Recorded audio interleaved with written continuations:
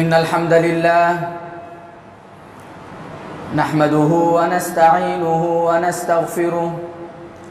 ونعوذ بالله من شرور أنفسنا ومن سيئات أعمالنا من يهده الله فلا مضل له ومن يضلل فلا هادي له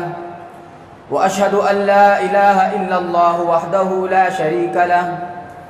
وأشهد أن محمدًا عبده ورسوله يا أيها الذين آمنوا اتقوا الله حق تقاته ولا تموتن إلا وأنتم مسلمون يا أيها الناس اتقوا ربكم الذي خلقكم من نفس واحدة وخلق منها زوجها وبث منهما رجالا كثيرا ونساء واتقوا الله الذي تساءلون به والأرحام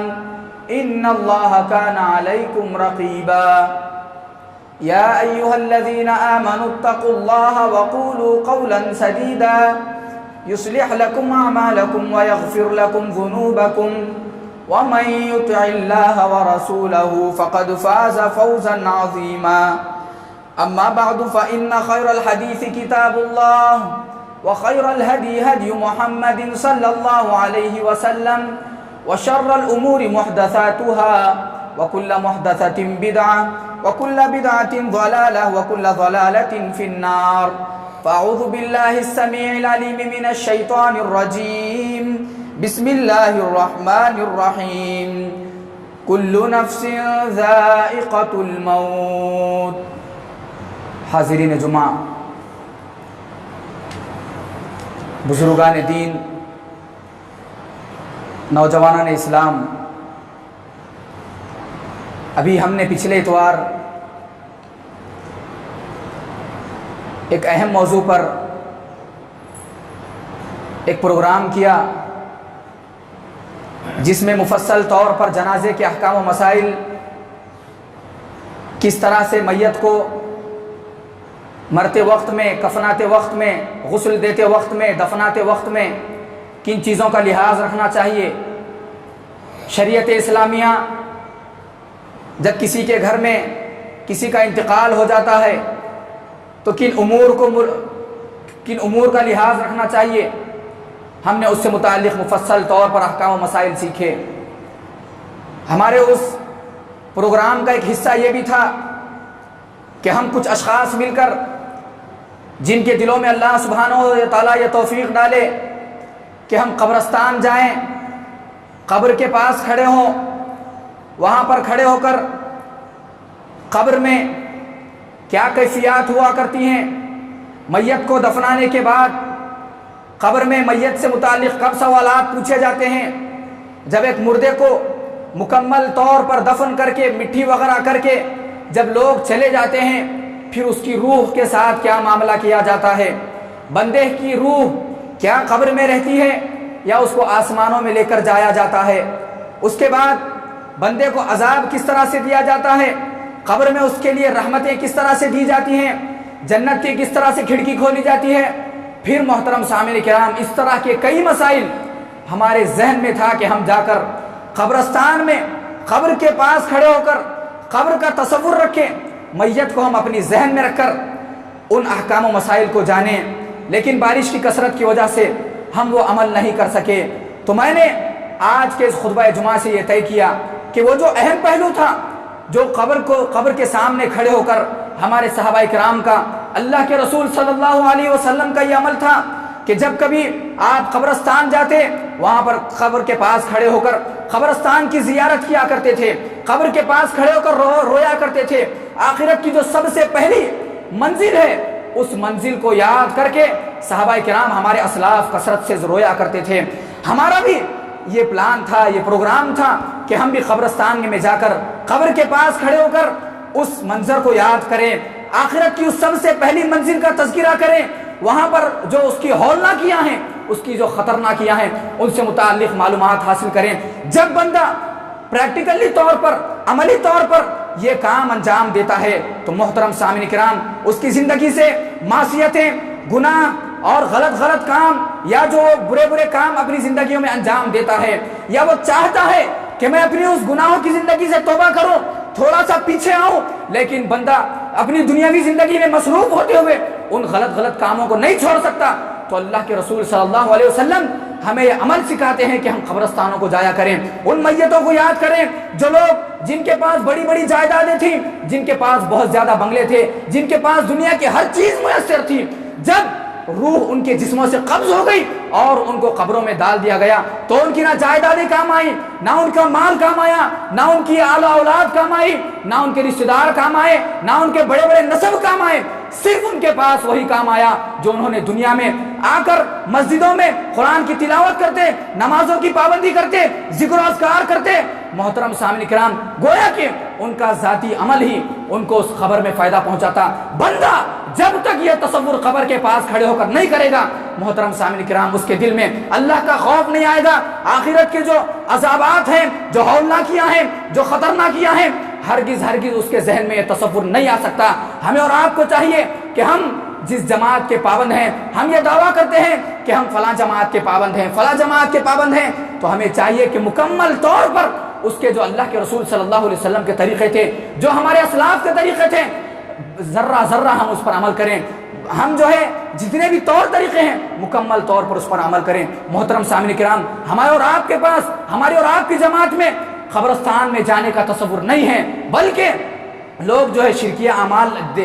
عمل کرنے کے لیے غیر ضروری رسم و رواج کے طور پر قبرستانوں کو جاتے ہیں, اور ان کے ذہن میں یہ تصور نہیں ہوتا کہ قبر کے پاس, مردے کے پاس ہم یہ کھڑے ہو کر تصور کریں کہ ہمیں بھی ایک دن یہیں پر آنا ہے, ہمیں بھی انہی مٹی میں دفن کیا جائے گا, ہم پر بھی پتھر رکھا جائے گا, ہمیں بھی دفنا کر ہمارے جو رشتہ دار ہوں گے, ہماری اعلیٰ اولاد ہوگی, ہمارے گھر والے ہوں گے, ہمارے پڑوسی ہوں گے, ہمارے دوست و احباب ہوں گے, ان کے پاس کچھ نہیں ہوگا ہمیں دینے کے لیے. قبر میں ہمیں بھی دفنا کر ہمارے جسموں پر مٹی ڈال کر چلے جائیں گے. جب تک آپ قبرستان میں کھڑے ہو کر یہ تصور نہیں کریں گے تو محترم سامعین کرام, اس سے اعلیٰ قبرستان کی زیارت کا تصور نہیں ہو سکتا. اللہ کے رسول صلی اللہ علیہ وسلم نے ہمیں امت مسلمہ کو یہ پیغام دیا کہ اے لوگوں, اکثر الذکر حازم اللذات, تم سب سے زیادہ تمہاری خواہشات کو کاٹنے والی, تمہارے خواہشات کو توڑنے والی, تمہیں زندگیوں میں مصروف کرنے والی چیزوں کو کثرت سے یاد کیا کرو. یہ جو چیز ہے جس کا تم بار بار تذکرہ کرو,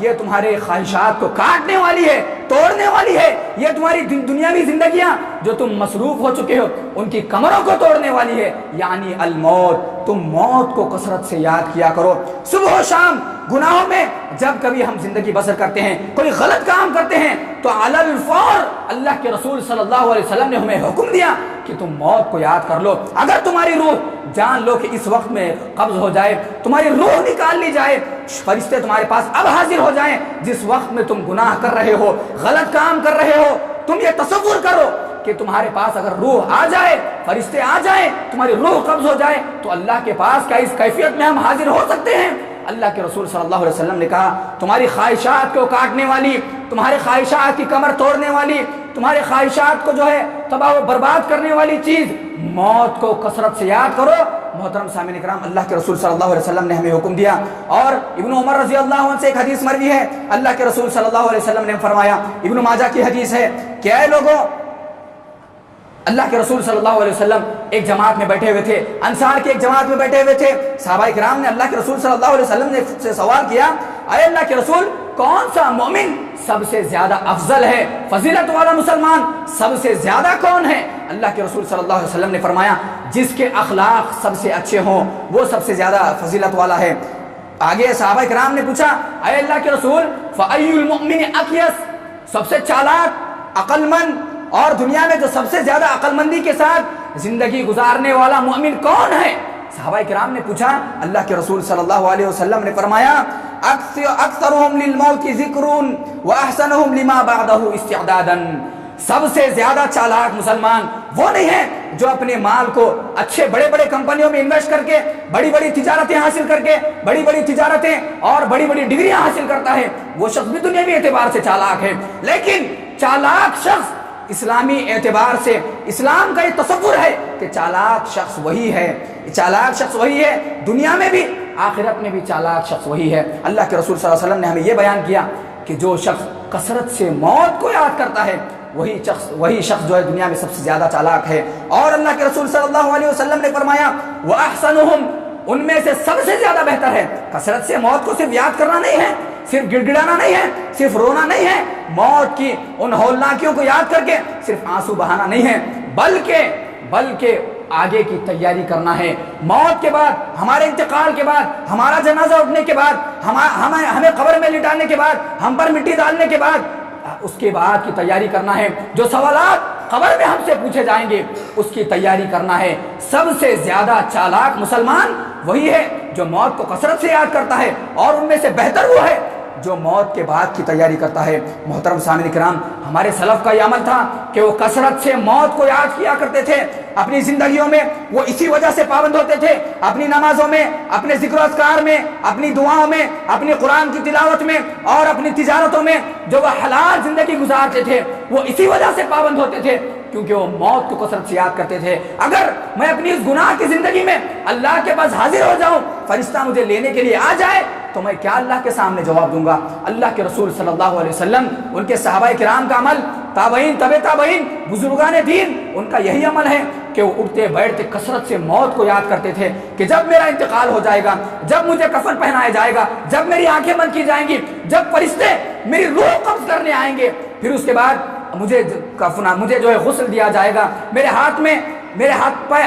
پیر میں دم نہیں ہوگا، مجھے غسل دیا جائے گا، مجھے کفنایا جائے گا، مجھ پر عطر چھڑکا جائے گا، پھر مجھے میرے دوست احباب، میرے رشتہ دار، میرے گھر والے قبرستان کو جنازے کے طور پر لے کر جائیں گے، قبر میں دفنائیں گے، وہاں پر دعائیں کریں گے۔ جب تک آپ کے پاس اور میرے پاس یہ تصور نہیں ہوگا، یاد رکھیے عبادتوں میں وہ لذت نہیں آئے گی، عبادتوں میں وہ خشوع و خضوع پیدا نہیں ہوگا۔ محترم سامعین کرام، موت کو کثرت سے یاد کرنا چاہیے۔ اللہ کے رسول صلی اللہ علیہ وسلم کا عمل دیکھیے، آپ صلی اللہ علیہ وسلم فرماتے ہیں کننا مع رسول، حضرت براء بن عازب رضی اللہ عنہ فرماتے ہیں کہ ہم ایک مرتبہ کسی اللہ کے رسول صلی اللہ علیہ وسلم کے ساتھ کسی جنازے میں تھے۔ ہم اور آپ کا ایمان کا محاسبہ کریں اور اللہ کے رسول صلی اللہ علیہ وسلم کی شخصیت کو دیکھیں۔ ایک مرتبہ ہم اور آپ کتنے جنازوں میں شریک ہوتے ہیں، کتنی مرتبہ جنازوں میں شرکت کرتے ہیں، لیکن ایک قطرہ موت کو یاد کر کر ہماری آنکھیں نہیں بھیگتی ہیں، ایک قطرہ نہیں نکلتا ہے موت کو یاد کر کر۔ یہاں تک کہ بعض لوگ ہنسی مذاق کرتے ہوئے، گھریلو باتیں کرتے ہوئے، رشتہ داروں کی باتیں کرتے ہوئے وہاں قبرستانوں میں کھڑے ہوتے ہیں۔ اللہ کے رسول صلی اللہ علیہ وسلم کا عمل دیکھیے، براء بن عازب کہتے ہیں کہ ایک مرتبہ ہم اللہ کے رسول صلی اللہ علیہ وسلم کے ساتھ کسی جنازے میں تھے۔ اللہ کے رسول صلی اللہ علیہ وسلم دفنانے کے بعد فی جنازۃ فجلس علی شفیر القبر، کی دفنانے کے بعد اللہ کے رسول صلی اللہ علیہ وسلم کسی قبر کے کونے میں بیٹھ گئے، آپ کثرت سے رونے لگے، فبکا حتی بلغ الثری، اتنا روئے، قبرستان کسی اس قبر کے بازو جس کو دفنایا گیا تھا، اللہ کے رسول صلی اللہ علیہ وسلم کونے میں بیٹھ گئے، اتنا روئے کہ صحابہ کرام دیکھتے ہیں کہ رونے کی وجہ سے قبرستان کی جو مٹی تھی وہ مٹی تک گیلی ہو گئی۔ محترم سامعین کرام، آگے فرماتے ہیں ثم قال، اللہ کے رسول صلی اللہ علیہ وسلم روتے روتے اپنے صحابہ کرام کو یہ طریقہ سکھا رہے ہیں، یہ پیغام دے رہے ہیں کہ اے میرے صحابہ، یا اخوانی، اے میرے بھائیوں، اے میرے صحابہ، لمثل هذا فاعدوا، تمہیں بھی اسی طرح آنا ہے، تمہیں بھی اسی طرح دفن ہونا ہے، تمہیں بھی اسی طرح مرنا ہے، انتقال ہونا ہے۔ اس کے لیے اللہ کے لیے تیاری کر لو، اس کے لیے اللہ کے لیے تیاری کر لو، اس امتحان کی کامیابی کے لیے تم تیاری کر لو، کوشش کر لو، اپنی زندگیوں کو اطاعت و فرما برداری میں لگا لو۔ یاد رکھو، تمہاری جائیدادیں، تمہارا مال، تمہاری عزتیں، تمہاری ڈگریاں، تمہاری تجارتیں، یہ ہرگز کام آنے والی نہیں ہیں، اس کے لیے تم تیاری کرو، یہی چیز تمہارے لیے کام آنے والی ہے۔ اللہ کے رسول صلی اللہ علیہ وسلم نے یہ تصور دیا۔ حضرت عمر بن خطاب، اتنے جلیل القدر صحابی اور اتنے بارعب صحابی، آپ جب موت کا تذکرہ کرتے تو اتنا روتے کہ آپ کے جو ہے چہرے پر پوری کالی لکیریں پڑ جایا کرتی تھی۔ حضرت عثمان غنی رضی اللہ عنہ اتنے نرم دل صحابی تھے، اتنے فیاض تھے، اتنے غنی تھے کہ آپ کو کئی مرتبہ اللہ کے رسول صلی اللہ علیہ وسلم نے جنت کی خوشخبری دے دی تھی کہ اے عثمان، آج کے بعد تم جو کچھ کر لو تمہیں معاف کر دیا جائے گا۔ ایسے صحابی رسول قبرستان کے پاس، کسی قبر کے پاس بیٹھ کر اتنا رو رہے ہیں کہ ان کی پوری داڑھی بھیگ جاتی ہے، اور کہتے ہیں کہ یہ منزل آخرت کی سب سے پہلی منزل ہے، یہ کڑی آخرت کی سب سے پہلی کڑی ہے۔ اگر کوئی شخص اس میں کامیاب ہے تو وہ آخرت کی منزل میں کامیاب ہے۔ یہاں کسی کی دم پھنس گئی، یہاں کوئی اٹک گیا، یہاں پر سوالات کے جواب نہ دے سکا، یہاں پر اس کو عذاب دیا جائے گا، تو یاد رکھیے آخرت میں وہ بندہ کامیاب نہیں ہو سکتا۔ تو حضرت عثمان غنی رضی اللہ عنہ اتنا رویا کرتے تھے۔ حضرت شداد بن اوس رضی اللہ عنہ کہتے ہیں کہ موت کا لمحہ دنیا و آخرت کی تمام ہولناکیوں سے زیادہ ہولناک ہے۔ دنیا کی جتنی ہولناکیاں، دنیا کی جتنی مصیبتیں، دنیا کے جتنے آلام آپ کے پاس ہو سکتے ہیں، اس سے خطرناک یہ موت کی ہولناکی ہے۔ یہ آروں سے چیرنے سے زیادہ اذیتناک ہے۔ اگر آپ کو ایک آرے سے چیر دیا جائے کوئی مسئلہ نہیں، لیکن اس سے خطرناک چیز یہ موت کی ہولناکی ہے۔ آپ کو قینچیوں سے کاٹا جائے یہ زیادہ سخت نہیں ہوگا۔ آپ کی ہڈیوں کو، ہمارے چمڑوں کو گرم گرم پانی میں ابالا جائے لیکن یہ بہت آسان ہے، لیکن موت کی سختی بہت زیادہ تکلیف دہ ہے۔ اگر مردہ زندہ ہو کر لوگوں کو، حضرت شداد بن اوس رضی اللہ عنہ بیان کرتے ہیں، اگر مردہ زندہ ہو کر لوگوں کو موت کی سختی سے آگاہ کر دے تو لوگوں کا آرام اور نیند ختم ہو جائے گی۔ اگر مردہ اپنی تکلیف بیان کرنا شروع کر دے، اگر وہ قبر سے بتانا شروع کر دے کہ لوگوں فلاں کام مت کرو، فلاں غلط کام مت کرو، ایسا مت کرو، حرام تجارتیں مت کماؤ، یا جو ہے تم غلط سود کے کام نہ کرو، یا ایسی کمپنیوں میں انویسٹ نہ کرو جس میں حرام کی کمائی ہوتی ہے، جس میں حرام کا کھانا پینا ہوتا ہے، یا جو ہے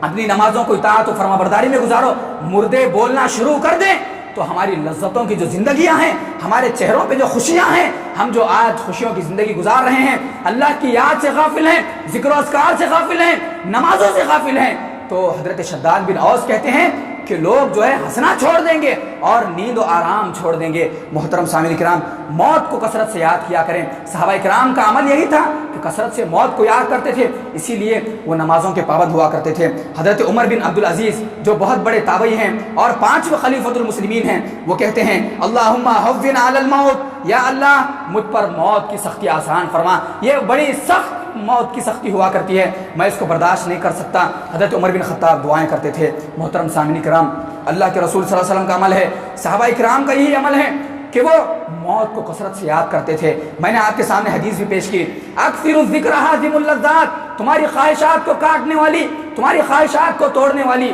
موت کو کثرت سے یاد کرو، یعنی الموت۔ محترم سامعین کرام، ہمیں اور آپ کو موت کو یاد کرنا چاہیے، ہمیں اپنی زندگیوں میں پابند ہونا ہے، اطاعت و فرما بردار ہونا ہے، اللہ کے فرما بردار ہونا ہے، کثرت سے موت کو یاد کرنا چاہیے۔ اس وقت کو جس وقت آپ کو جنازے سے لے کر جایا جا رہا ہوگا، آپ تصور میں لائیں، ذرا سوچیں اپنی جوانی میں جو آپ کی ہڈیاں بھی مضبوط ہیں، اللہ نے آپ کو قوت دی ہے، اللہ کی قسم اس پر ہرگز بھروسہ نہ کریں۔ آپ اپنی جوانی پر بھروسہ نہ کریں، آپ اپنے مال پر، اپنی دولت پر، اپنی جائیداد پر غرور تکبر ہرگز نہ کریں اور اس پر بھروسہ نہ کریں۔ کتنے ہی نوجوان، کتنے ہی 20 سال کے، 18 سال کے ہمارے سامنے ان کے جنازے رکھے ہوئے ہوتے ہیں، گھر میں لوگ پریشان، پورا محلہ پریشان، ابھی جوان تھا ایکسیڈنٹ میں مر گیا، کوئی شخص جو ہے تالاب میں مر گیا، کوئی ندی میں مر گیا، کوئی سمندر میں مر گیا۔ اچھے نوجوان اس موت کی آغوش میں آتے ہیں۔ یہ معاملہ صرف اللہ کو معلوم ہے۔ ہمارا کام صرف اتنا ہے، ہم اپنی جوانیوں پر فخر نہ کریں، ہم اپنی ہڈیوں پر بھروسہ نہ کریں، ہم اپنی مضبوط پر، اپنی صحت پر، اپنی مال و دولت، اپنی جائیداد پر ہرگز بھروسہ نہ کریں۔ یہ یاد رکھیں، آپ کو سیکنڈوں میں دھوکہ دینے والی ہے۔ آپ کو جو ہے آج کا انسان اچھا ہوتا ہے، آپ رات میں بات کرتے ہیں، آپ ملاقات کرتے ہیں، کل بیمار پڑتا ہے، دوسرے دن اسپتال لے کر جایا جاتا ہے، 2 دن 3 دن، چوتھے دن اچھا خاصا 30 سال 35 سال کا نوجوان انتقال ہو جاتا ہے۔ ہم یہ تصور کرتے ہیں کہ ابھی جوان ہیں، ابھی ہمارے ہڈیوں میں مضبوطی ہے، ابھی ہم جوان ہیں۔ محترم سامعین کرام، یہ آپ کو دھوکے میں رکھنے والی ہے۔ یہ کام شیطان کا کام ہے جو آپ کو بڑھاپے میں نمازوں کے پابند بنانے کی بات کرتا ہے، بڑھاپے میں قرآن کی تلاوت کی بات کرتا ہے، بڑھاپے میں ذکر و اذکار کی بات کرتا ہے۔ آپ یہ تصور رکھیں، ایک لمحہ بھی کوئی انسان کسی انسان کی گارنٹی نہیں دے سکتا، کوئی ڈاکٹر ایسا نہیں ہے جو کسی انسان کی 1 سیکنڈ کی گارنٹی دے سکتا ہے، بتا سکتا ہے کہ یہ اگلے لمحے تک زندہ رہ سکتا ہے۔ محترم سامعین کرام، ہماری اور آپ کی موتیں وہ صرف اللہ کو معلوم ہے کہ کب اٹھنے والی ہیں۔ ہمارا کام اتنا ہے کہ ہم پابندی کریں، اللہ کی اطاعت و فرما برداری میں زندگی گزاریں، نمازوں کی پابندی کریں، قرآن کی تلاوت کیا کریں۔ محترم سامعین کرام،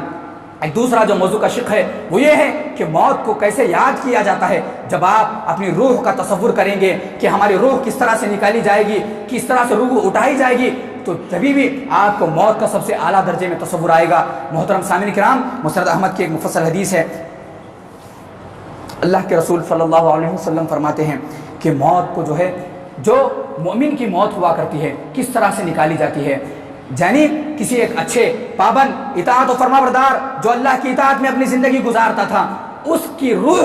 بندے کے جسم سے کس طرح نکالی جاتی ہے۔ اس کے پاس جب اس کا موت کا وقت آ جاتا ہے، اس کی آنکھیں بند کر دی جاتی ہیں، اس کے پاس دو فرشتے، یعنی مومن کی موت کا تذکرہ کر رہا ہوں، اس کے پاس دو ایسے فرشتے آتے ہیں، چادر جنت سے سبز چادر لے کر فرشتے اس کے پاس حاضر ہوتے ہیں، حاضر ہو کر ایسی خوشبو ان کے پاس ہوتی ہے کہ خوشبو چاروں طرف پھیل جاتی ہے، وہ چادر اڑا کر کفن اس کو پہنا کر اس کی روح آہستہ سے بالکل نرم انداز میں اس کی روح کو نکال لیتے ہیں، جس طرح سے آٹے سے بال کو نرم انداز میں نکالا جاتا ہے، اس کی روح کو بھی جو ہے نکالا جاتا ہے، اور وہ فرشتے خوشباش چہرے والے، بڑے روشن چہرے والے، ان کے چہرے جو ہے بڑے مطلب خوبصورت ہوں گے۔ جب بندہ ان فرشتوں کو دیکھے گا تو بڑا اپنے دلوں میں خوشی محسوس کرے گا کہ کتنا پاک فرشتہ ہے۔ جب فرشتے ان کے پاس آئیں گے تو خوشخبری دیں گے، اخرجی الی مغفرۃ من اللہ ورضوان، اے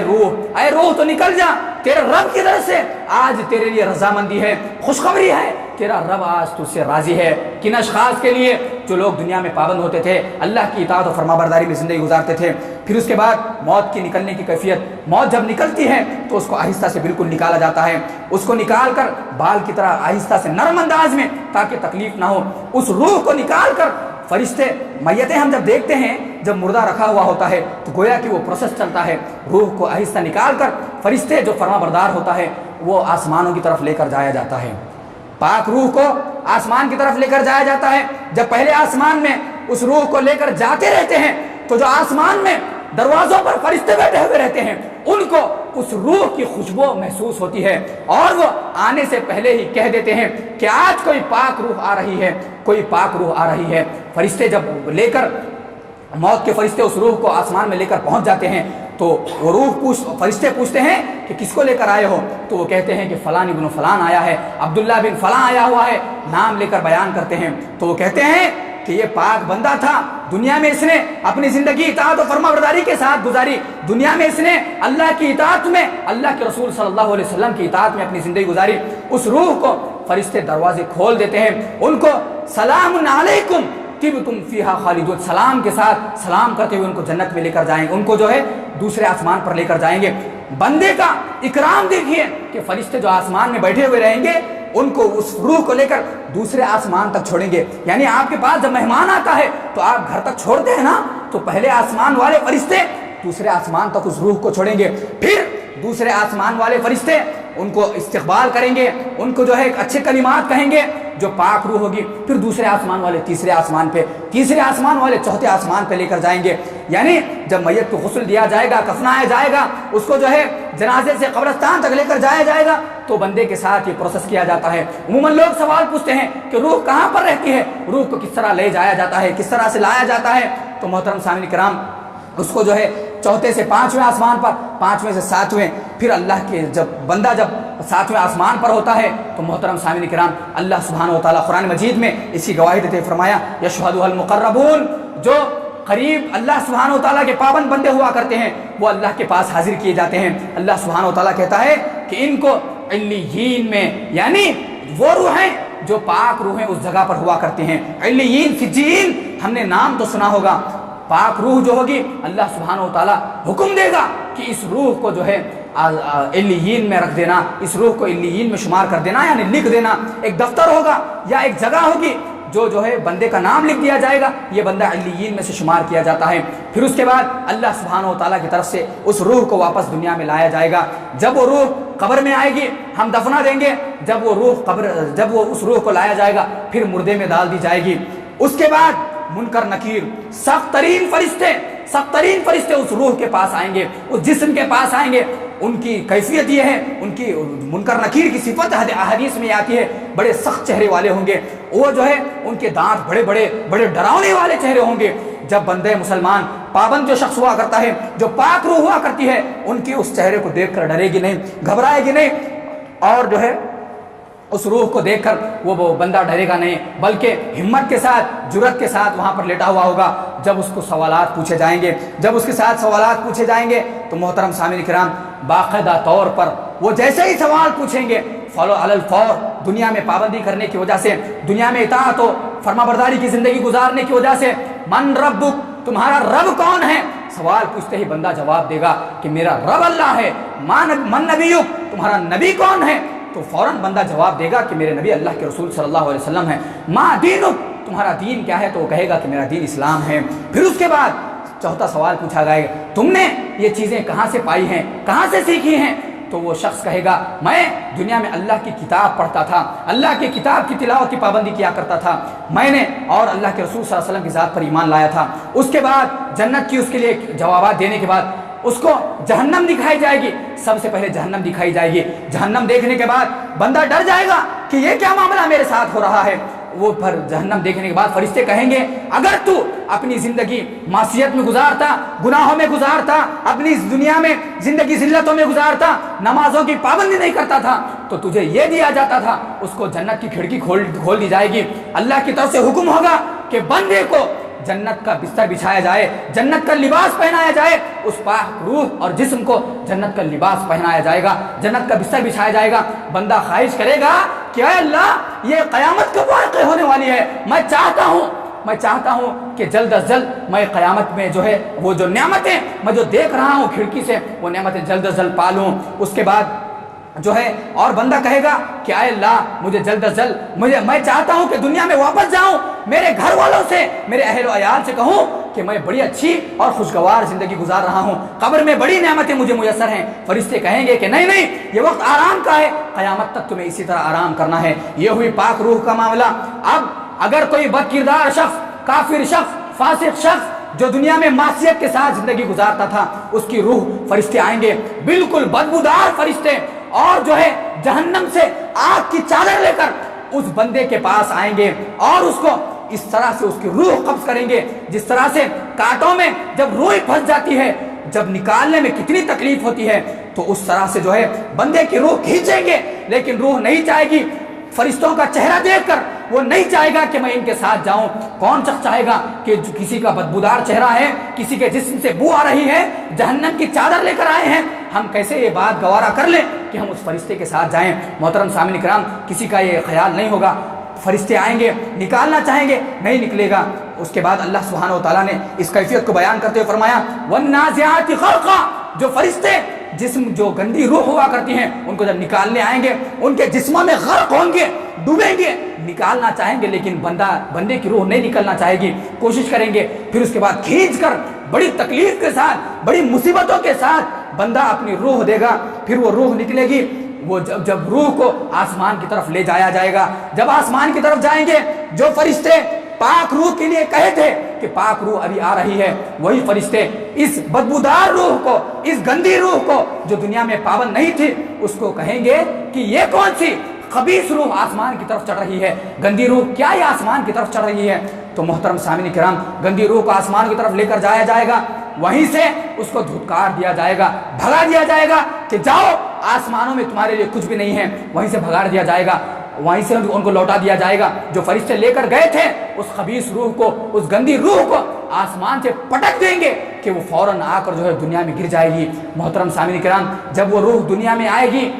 अल्लाह सुब्हानहू व तआला हुक्म देगा कि इस गंदी रूह को, इस बदबूदार रूह को सिज्जीन में शुमार कर देना, इनका जो है जो रूहें गंदी रूहें हुआ करती हैं उनमें दाखिल कर देना। उसके बाद उस रूह को जो है जिस्म में दाखिल कर दिया जाएगा। दो फरिश्ते मुनकर नकीर आएंगे, सवालात पूछेंगे कि तुम्हारा रब कौन है, तुम्हारा नबी कौन है, तुम्हारा दीन कौन है। तो वो सवालात नहीं देंगे, हाँ ला अदरी, इस तरह की चीखें उनके ज़बानों से निकलेंगी कि मैं नहीं जानता, मैं दुनिया में पाबंदी नहीं किया करता था। इस तरह से जब कहेंगे तो उनको जन्नत का मंजर दिखाया जाएगा। अरे अरे खबीस रूह, अरे गंदी रूह, अरे मासियत वाली रूह, अगर तू पाबंदी करता, अगर तू दुनिया में अल्लाह की इताअत और फरमाबरदारी वाली जिंदगी गुजारता, तो ये देख कि जन्नत का खूबसूरत मंजर तुझे आज ये खिड़की खोल दी जाती और ये लिबास तुझे पहनाया जाता और ये चादर तेरे लिए बिछाई जाती। लेकिन तूने दुनिया में मासियत की जिंदगी गुजारी, तूने दुनिया में नाफरमानी वाली जिंदगी गुजारी, अल्लाह की इताअत में जिंदगी नहीं गुजारी, तूने शिर्क किया, तूने कुफ्र किया, तूने अल्लाह की बात नहीं मानी,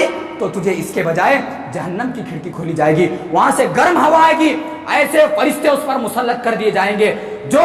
بالکل غلاظ شداد لا یعصون اللہ ما امرہم، بالکل ان کے دماغ میں، ان کے ذہن میں رائی کے دانے کے برابر بھی رحم نہیں ہوگا، بلکہ بڑے سخت اور غلیظ قسم کے فرشتے ہوں گے۔ محترم سامعین کرام، ذرا تصور میں لا کر دیکھیں، اگر کسی کا جسم رکھا ہوا ہے، کسی کی روح ہے، اور اس کے پاس ایسے فرشتے مسلط کر دیے جائیں جن کے پاس ذرہ بھی رحم نہیں ہے، اور ایسی مار ماریں گے کہ اگر ایک ہتھوڑا ان کے پاس دے دیا جائے گا، دنیا، اللہ کے رسول صلی اللہ علیہ وسلم فرماتے ہیں اگر وہ ہتھوڑا دنیا کے پہاڑ پر مار دیا جائے، پہاڑ ریزہ ریزہ ہو جائے گا۔ قیامت تک کافر شخص کو، فاسق شخص کو جو دنیا میں نافرمانی کیا کرتا تھا،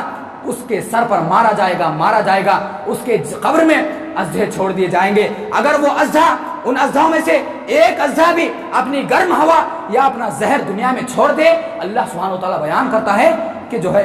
دنیا میں سبز جو ہریالی ہے، وہ ہریالی اس زہر کی وجہ سے اگنا بند ہو جائے گی۔ محترم سامعین کرام، ایسے جو ہے سانپ ہمارے قبر میں چھوڑ دیے جائیں گے، پھر اس کے بعد اس کو جو ہے عذاب دیا جائے گا۔ بندہ کہے گا کہ اے اللہ، قیامت ہرگز نہ لا، اگر قبر کا عذاب اتنا خطرناک ہے تو قیامت کا عذاب کیا ہوگا؟ پھر وہ اپنے گھر والوں کے پاس جانے کی بھی تمنا نہیں کرے گا۔ محترم سامعین کرام، بری روح کے ساتھ اس طرح سے گندا معاملہ کیا جاتا ہے، بہت اس کو عذاب اور سخت ترین عذاب دیا جاتا ہے قبر میں جانے کے بعد۔ اسی لیے اللہ کے رسول صلی اللہ علیہ وسلم نے کہا کہ اگر تم اپنے بھائی کو دفنا دو تو اس کے ثابت قدمی کے لیے دعا کرو، کیونکہ اب اس کو سوال پوچھا جا رہا ہے۔ تو محترم سامعین کرام، ہمیں بھی چاہیے کہ ہم روح سے متعلق جان لیں، غفلت کی زندگی نہ گزاریں، ہمارے حساب و کتاب کا ہم جو ہے جائزہ لیں۔ مرنے والے ہیں، اللہ کے پاس حاضر ہونے والے ہیں، حاضری دینا ہے۔ آپ اپنی جوانیوں پر، اپنی صحت پر، اپنی مال و جائیداد پر بھروسہ نہ کریں۔ آپ یہ ذہن میں رکھیں کہ مجھے آج نہیں کل مرنا ہی ہے، اس کے لیے میں نے کیا تیاری کی ہے۔ آپ دنیا کے لیے گھر بناتے ہیں، آسانیاں کرتے ہیں، آپ جو ہے اچھی سواری خریدتے ہیں، اچھی تعلیم حاصل کرتے ہیں، یہ بھی ضروری ہے، یہ بھی دنیا کی اچھی کے لیے ضروری ہے، لیکن دنیا کے لیے جو کہ ایک وقت میں ہمارا ایک پڑاؤ ہے، یہاں پر ہم نے پڑاؤ ڈالا ہے، اللہ کے پاس تھے، اللہ نے دنیا میں بھیجا، پھر اسی کے پاس جانا ہے، تو گویا کہ ایک سفر خانہ ہے۔ ہم یہاں پر مکمل طور پر مضبوطی کے ساتھ 100 سال 200 سال کی تیاری نہ کریں، بلکہ مختصر سی تیاری کریں، موت کو کثرت سے یاد کریں، آخرت کی تیاری کریں۔ یہی تیاری ہمارے اور آپ کے لیے کام آنے والی ہے۔ ہم جو ہے آخرت کی تیاری کم ہے، اور دنیا کے مال و جائیداد میں ہم بہت زیادہ مصروف ہیں، دنیاوی زندگیوں میں بہت زیادہ مصروف ہیں۔ اس کا نقشہ کھینچتے ہوئے اللہ سبحانہ و تعالیٰ نے 17ویں پارے میں بیان فرمایا، اقترب للناس حسابهم وهم في غفلة وهم معرضون۔ ابھی حساب و کتاب کا قریب وقت ہے کہ یہ لوگ، ان کی کیفیات، ان کا عمل، ان کا کردار، ان کی زندگیاں ابھی ان حساب و کتاب سے بالکل غافل ہیں، نہیں لگتا ہے کہ یہ اسلام کے پابند ہیں۔ محترم سامعین کرام، ہمیں اور آپ کو چاہیے کہ ان زندگیوں کو بالائے اختیار چھوڑ کر ہم موت کو کثرت سے یاد کریں۔ کبھی کبھار ہمارا کردار ایسا ہو کہ ہم قبرستان کے پاس جائیں، وہاں پر بیٹھیں۔ آپ چائے خانوں پر آدھا گھنٹہ، ایک گھنٹہ گزار سکتے ہیں، آپ مالوں میں 2 3 گھنٹے گزار سکتے ہیں، آپ اگر کہیں پارکوں میں اپنی فیملی کے ساتھ جا سکتے ہیں، تو اللہ کی قسم مسلمان کا کردار یہ ہونا چاہیے کہ وہ قبرستان کو جائے، قبر کے پاس بیٹھے، اپنی اس منزل کو یاد کرے اور اللہ سے دعائیں کرے کہ اے اللہ مجھے اس قبر کے منزل میں ثابت قدم رکھ، اگر یہاں پر میں ناکام ہوں تو اپنی آخرت کی زندگی میں ناکام ہوں۔ جب تک آپ کا یہ کردار نہیں ہوگا، جب تک آپ موت کو یاد نہیں کریں گے، یاد رکھیے آپ کی نمازوں میں، آپ کے ذکر میں، آپ کی زندگیوں میں وہ خشوع و خضوع اور وہ لذت ہرگز محسوس نہیں ہو سکتی۔ میں آپ کے سامنے آج یہ گزارش کرتا ہوں کہ آپ ابھی جمعہ کے بعد ہو سکے، عصر کے بعد ہو سکے، یا کبھی بھی ہفتے میں ایک مرتبہ یہ طے کر لیں، ہم اپنی تجارتوں کو تھوڑا سے بالائے طاق رکھ کے قبرستان کے پاس جا کر بیٹھیں، اپنے باپ کی خبر کے پاس، اپنے بھائی کی خبر کے پاس، شہر کے کسی مالدار شخص کی خبر کے پاس جا کر بیٹھیں۔ آپ ذرا تصور کریں اس کے پاس کتنی جائیدادیں تھیں، آدھی سے 10 سے 15 بڑی زمینیں خرید کر رکھا تھا، کتنی بڑی اس کی بلڈنگ تھی، کتنا بڑا محل تھا، کتنا بڑا بنگلہ تھا، لیکن آج اس کے لیے یہ بنگلہ کام آنے والا نہیں ہے۔ وہی چیز کام آنے والی ہے جو اس نے دنیا کے لیے، جو اس نے آخرت کے لیے چھوڑ کر یا تیاری کر کے گیا ہے۔ محترم سامعین کرام، ہمیں اور آپ کو چاہیے کہ دعائیں کریں۔ اللہ کے رسول صلی اللہ علیہ وسلم نے فرمایا، سورہ ملک کی پابندی کرنا، نمازوں کی جو دعائیں ہیں ان دعاؤں کا اہتمام کرنا، یہ آپ کو عذاب قبر سے بچا سکتا ہے۔ عذاب قبر بڑی سخت ترین چیز ہے، اسے ہمیں اور آپ کو چاہیے کہ ہم اس سے بار بار اللہ سے پناہ مانگنا چاہیے۔ صحابہ کرام حضرت ابو ذر غفاری رضی اللہ عنہ کہتے تھے کہ میں بڑا اپنے آپ پر افسوس کرتا ہوں کہ اللہ نے مجھے انسان بنا کر پیدا کیا ہے، اے کاش کہ میں جھاڑ ہوتا، اے کاش کہ میں درخت ہوتا، کاٹ دیا جاتا میرا معاملہ ختم ہوتا، میں انسان ہوں۔ عذاب قبر کو یاد کر کر وہ اس طرح سے کہا کرتے تھے، ہمیں بھی یاد کرنا چاہیے، اس کے لیے تیاری کرنا چاہیے۔ انہی چند باتوں پر میں اپنی بات کو ختم کرتا ہوں۔ اللہ سبحانہ و تعالیٰ سے دعا ہے، اللہ سبحانہ و تعالیٰ عذاب قبر سے ہماری حفاظت فرمائے، عذاب قبر کی جو ہولناکیاں ہیں، جو خطرناکیاں ہیں، اس سے ہماری حفاظت فرمائے۔ عذاب قبر میں جو عذاب ہونے والا ہے، جو حقیقت میں ہونے والا ہے، اور جو عذاب ہر انسان کو چکنا ہے، اس عذاب سے ہماری حفاظت فرمائے۔ آمین۔ وما علینا الا البلاغ المبین۔